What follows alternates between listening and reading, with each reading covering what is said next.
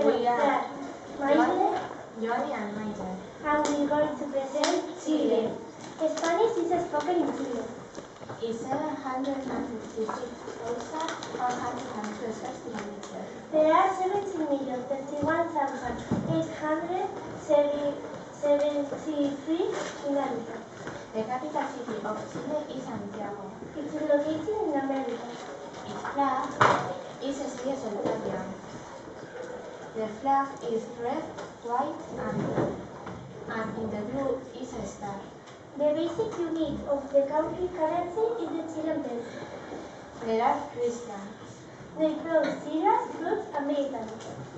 This is a very famous snow mountain, Torreón Canela. This is Tomás Corvallis, a famous astronomer. This is an Evangelical cathedral. These are two recipes of Chile: roast milk and chicken salad. And then we're going to make some questions.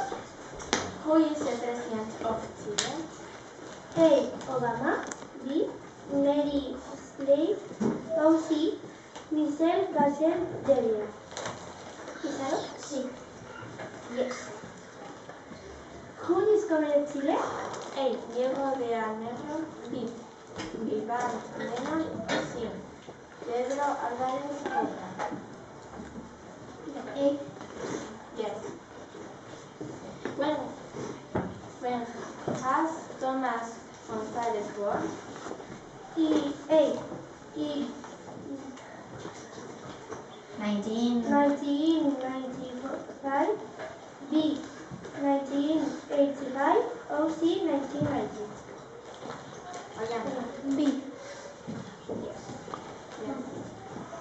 Thank you for your attention, and we hope you like it. Very